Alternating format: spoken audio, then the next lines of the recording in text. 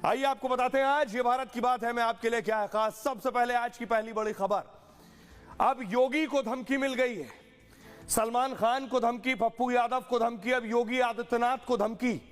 बाबा को जान से मारने की धमकी मिली है और धमकी में कहा गया है वही करेंगे जैसा बाबा सिद्दीकी के साथ किया था। बाबा सिद्दीकी को मुंबई में सड़क पर आकर शूटर्स ने मार दिया था। योगी आदित्यनाथ को यही धमकी दी गई है। धमकीबाज कौन है?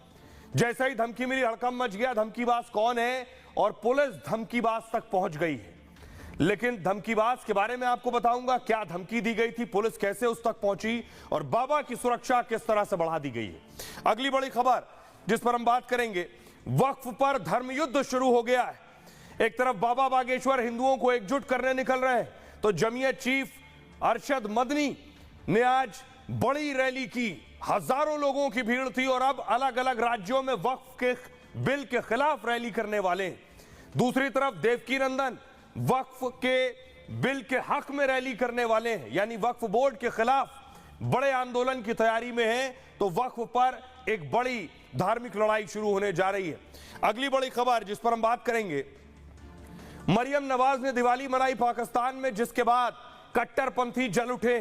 मरियम नवाज ने पाकिस्तान में हिंदुओं को 14,000 हिंदुओं को 15,000 चेक बांटे हैं, 15,000 के, जिसके बाद कट्टरपंथी चढ़ गए मरियम पर, सीधे सीधे हमला कर रहे हैं। आपको बताऊंगा क्या कुछ कह रहे हैं पाकिस्तानी कट्टरपंथी।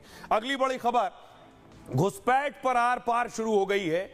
दरअसल झारखंड में चुनाव है, आज बीजेपी ने अपना घोषणा पत्र जारी किया और बीजेपी के एजेंडे में झारखंड में जो घुसपैठिए घुसे हैं उनको बाहर निकालना है।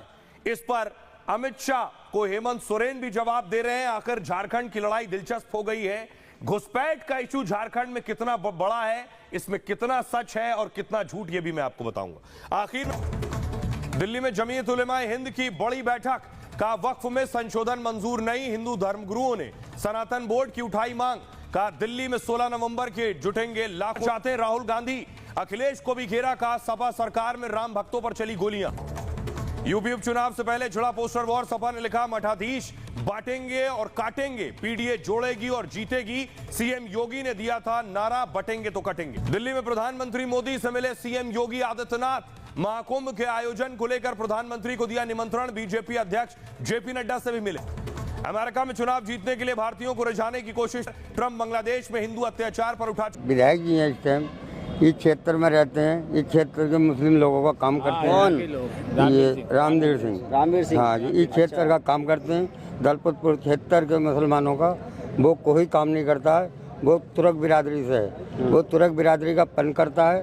अभी मैं आ रहा हूँ काजीपुरा कुंदरी से, वहाँ भी यही है कि तुर्कबाजी, जो शेखों को तुर्कबाजी दिखाते हैं, तो नॉन तुर्क बिरादरी ज्यादातर जाएगी। आप माहौल ये है कि 90% में आदरणीय ठाकुर रामवीर सिंह है और 10% में सारे अन्य प्रत्याशी हैं। इसकी वजह क्या है? वजह ये है, एक हमारे जो ठाकुर रामवीर सिंह हैं, इनकी एक अदा है इनके घर की। किसी ने कहा है कि शकावत इनके घर की है, नजाकत इनके घर की है। और मुंडा पांडे ब्लॉक की ना, जिले मुरादाबाद की आवाम ना बढ़ाओ, 24 घंटे खिदमत करना पब्लिक की आदत। जो दृश्य 1947 में हुआ था, वही दृश्य तो आज बांग्लादेश के अंदर हम सबको देखने को मिल रहा है। 1.5 करोड़ हिंदू किस तरीके से बांग्लादेश के अंदर आज चिल्ला चिल्ला करके अपने आप को, अपनी अस्मिता को बचाने के लिए गुहार लगा रहे हैं। जो और दुनिया के मुंह सिले हुए कथित सेकुलरिस्ट भारत के अंदर भी इनके मुंह सिले में एक भी शब्द इनका नहीं निकल रहा है, क्योंकि उनको भय है। कट्टरपंथियों को बढ़ावा देने के लिए बांग्लादेश की मौजूदा सरकार की इस वक्त पूरी दुनिया में आलोचना भी हो रही है। इधर बांग्लादेश के चटगांव में हिंदुओं का प्रदर्शन सामने आ रहा है, जहां सीएम योगी आदित्यनाथ ने एक बार फिर बांग्लादेश में हिंदुओं पर हो रहे हमले के मुद्दे को उठाया। अयोध्या के मिल्कीपुर में रैली के दौरान सीएम योगी ने कहा कि बांग्लादेश में रहने वाले 90% हिंदू दलित हैं, जिनकी रक्षा। याद रखना, जो बांग्लादेश में हो रहा है, जो चर्चाएं हो रही थी अभी, वहाँ 90% जो हिंदू बचा है वह दलित समुदाय से है। उसको गलती नहीं मानते हम, उसको मानते हैं उसका सौभाग्य है कि वो हिंदू है और उसकी रक्षा करना हम सबका दायित्व है। पहले सीएम योगी ने अपने बयान से बांग्लादेश को चौंकाया और अब योगी का ये एक फैसला बांग्लादेश के कट्टरपंथियों को भूखा मार देगा।